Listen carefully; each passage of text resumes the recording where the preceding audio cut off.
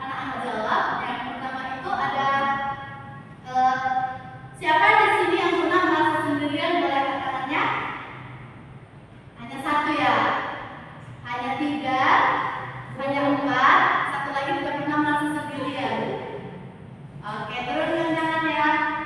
Boleh satu orang memberikan alasannya kenapa dia merasa sendirian? Boleh? Namanya siapa? Karena mungkin teman-teman dan ibu, nama saya Salsabila.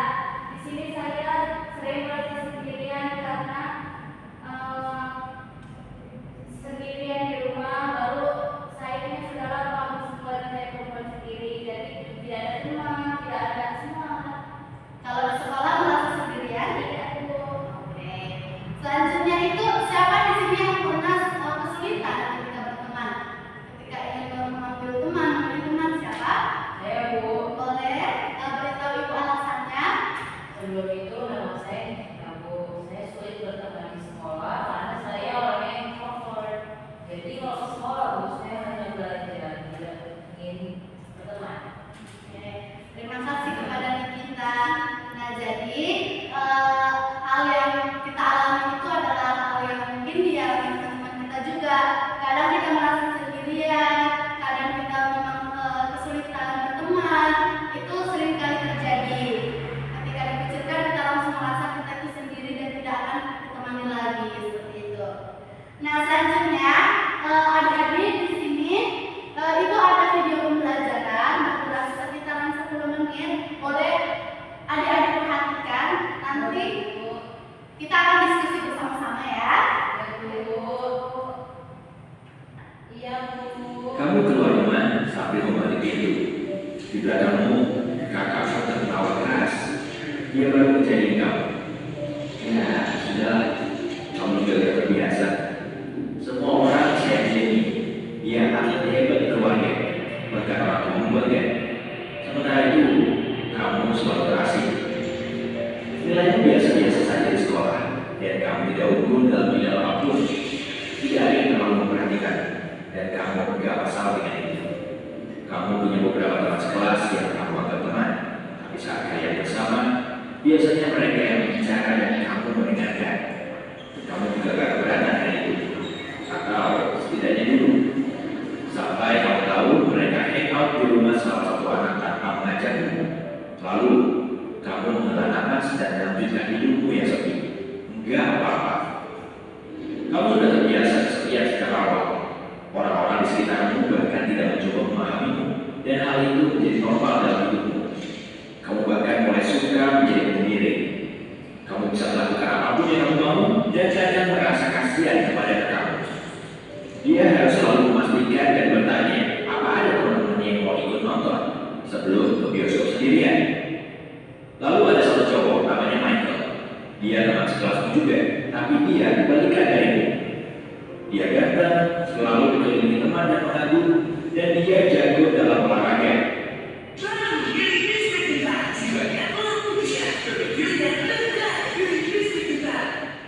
Asap mikir, bantulah kakak ekspresif. Kamu bertanya-tanya, apa dia melatih senyuman berseringnya itu di depan cermin? Itu udah kayak apa Hollywood. Michael mendapat banyak penghargaan dan pujian dari semua orang, termasuk guru. Kamu bukannya iri atau apa, tapi rasanya gak adil aja dia dapat semua perhatian itu. Ini hari yang cerah, jadi kamu memutuskan untuk menghabiskan waktu istirahat di taman. Kamu menemukan tempat sepi, menaruh tas, dan duduk sambil menikmati matahari dan angin sepoi-sepoi. Kamu mencari bekal di tasmu, tapi ternyata gak ada. Kayaknya ibu mau menyiapkan bekal pagi ini. Ya, sudahlah. Kamu mengambil coklat yang tersembunyi di kantong lain sebagai cadangan. Kalau hal seperti ini terjadi, dan mulai memakannya.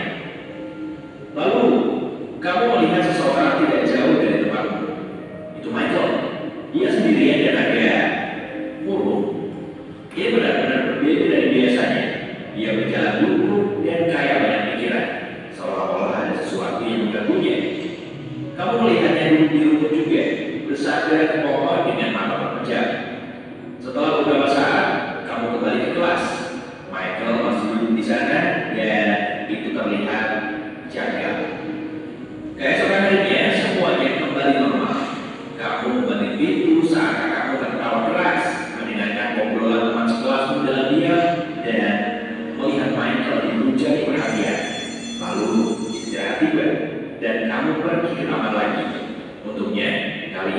kamu membawa bekal. Tak lebih dari 10 menit, kamu melihat Michael lagi. Dan dia seburuk kemarin. Kalau nggak bisa dibilang lebih parah. Dia duduk di samping Homer lagi, lalu bersandar dan memejamkan mata. Mungkin tatapanmu terlalu ketara, karena setelah beberapa saat, dia membuka mata dan menatapmu tanpa senyuman.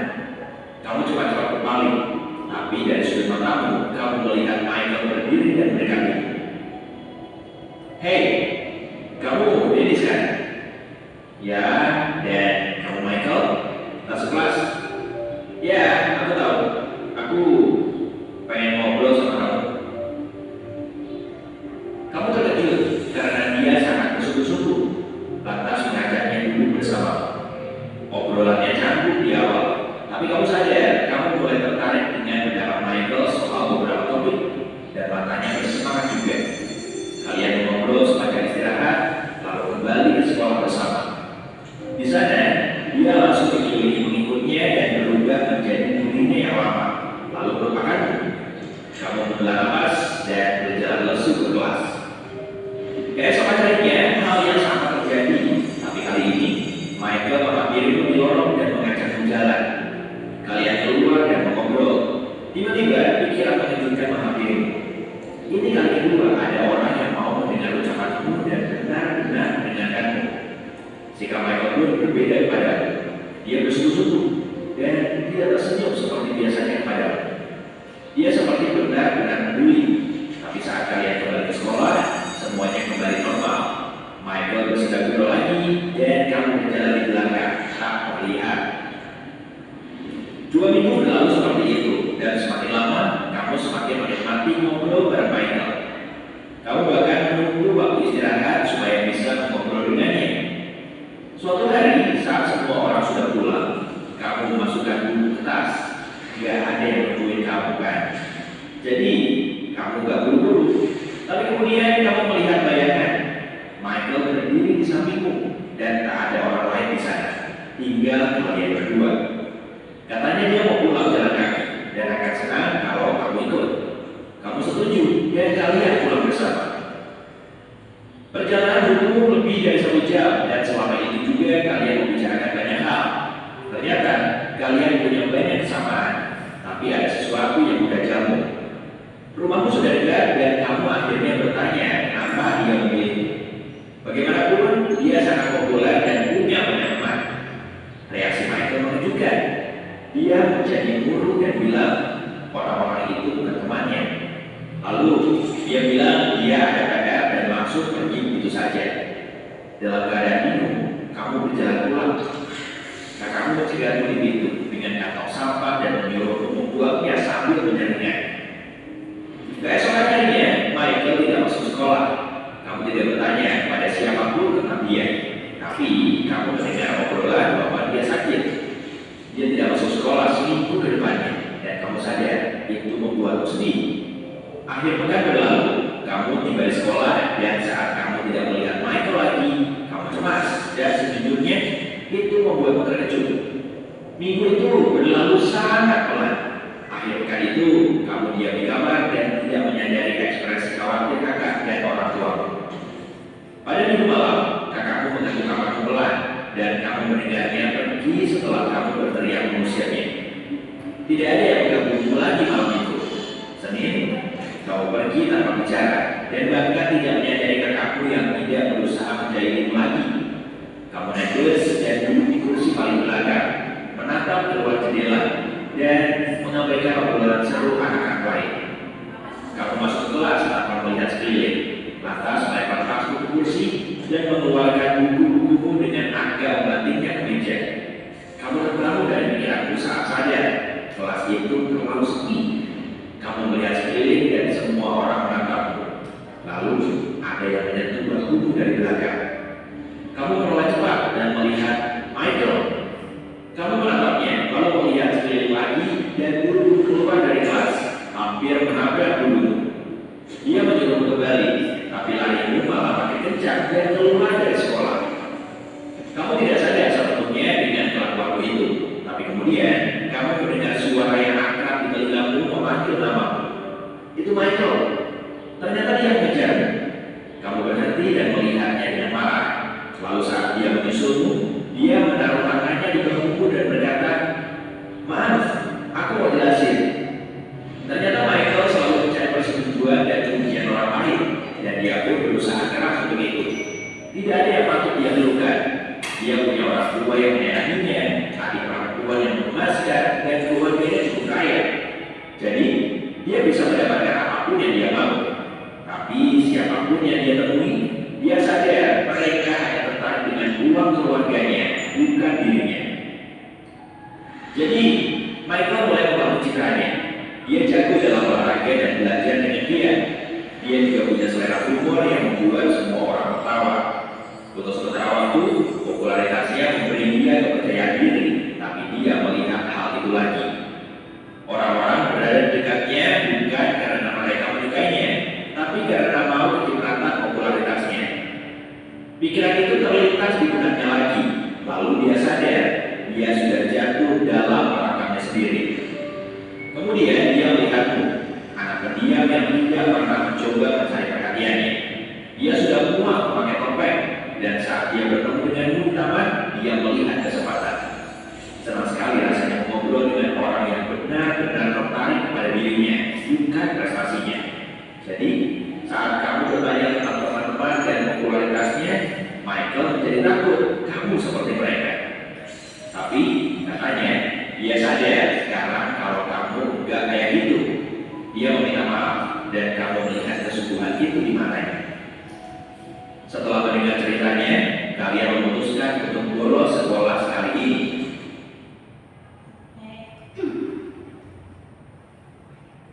Adik-adik tadi sudah nonton videonya. Sudah, Bu. Nah, jadi mungkin ini videonya terlalu sulit dimengerti untuk anak-anak yang SD seperti itu.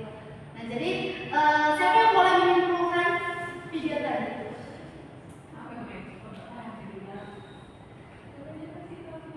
Saya, Bu. Dia silakan. Ya. Sedikit saya ingin menyimpulkan video dari yang kita tonton. Yang saya dapat kesimpulannya adalah si Michael mencoba untuk memperubah dirinya agar dia tidak ditemani hanya karena dimanfaatkan. Nah, jadi adik-adik sekalian, mungkin kita itu kadang haus akan pertemanan, pengen diakui, pengen dipuji, pengen memiliki segalanya, pengen lebih wow gitu. Nah, ternyata itu salah, teman-teman. Itu salah. Jadi kita juga kadang merasa sendiri. Namun ternyata ketika kita merasa sendiri itu, kita bukan berarti kita tidak memiliki teman. Nah, jadi cara yang baik untuk mengambil pertemanan itu boleh dengan hal positif. Yang pertama, jadi diri sendiri, tidak seperti di video tadi, seperti Michael yang menipu dirinya sendiri, yang dia berjuang mati-matian untuk mengubah dirinya supaya lebih wow, untuk menarik perhatian teman-temannya. Jadi teman-temannya itu tidak tulus menemani dia seperti itu. Nah, selanjutnya itu kita akan masuk ke dalam refleksi. Nah, jadi di sini Ibu akan memberikan sebuah kertas. Nanti adik-adik tulis di sini hambatan pribadinya selama berteman. Apa hambatan-hambatan yang didapatkan dia yang menjadi masalah hidupnya ketika dia merasa kesulitan berteman? Apa sih yang menjadi hambatannya? Itu boleh? Boleh, Bu. Saya bagi ya. Iya, Bu.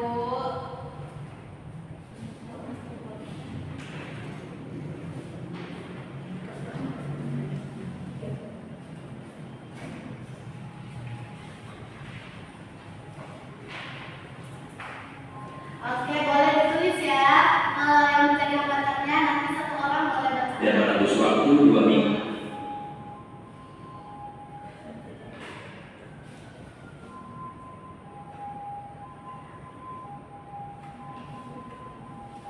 Sudah?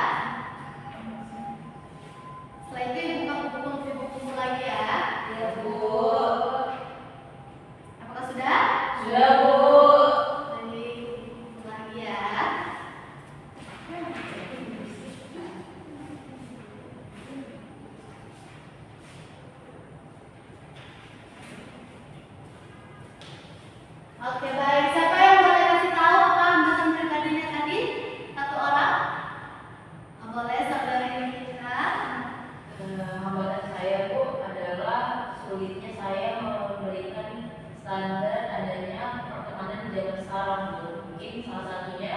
dari fisik dan kecantikan dan ganteng seperti video yang diberikan tadi.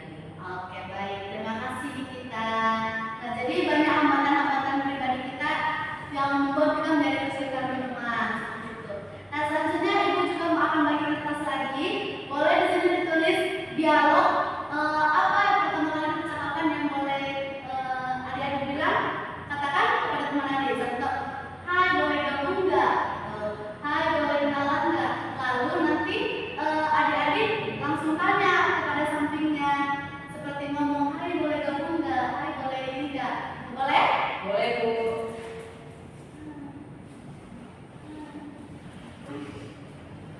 Nah, ketika nanti sudah selesai, kita boleh praktek sebentar ya. Mau mengatakan dialognya tadi. Oke.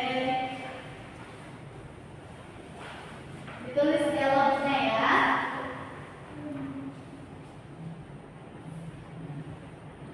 Apakah sudah? Sudah Bu. Oke, boleh kepada Salsabila, boleh katakan kepada sampingnya apa yang ditulis. Boleh buat suaranya ya.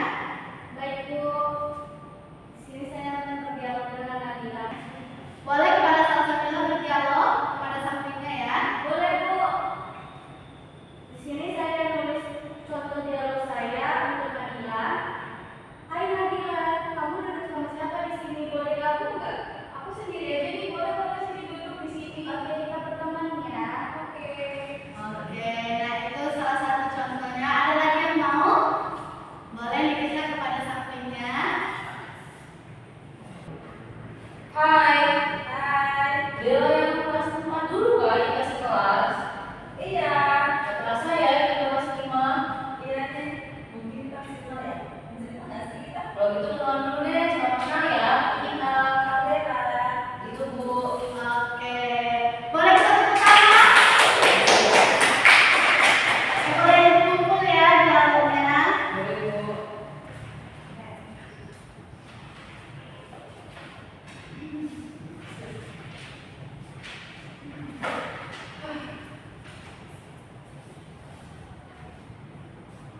Oke, jadi berakhir sudahlah bimbingan layanan mas sekali Ibu.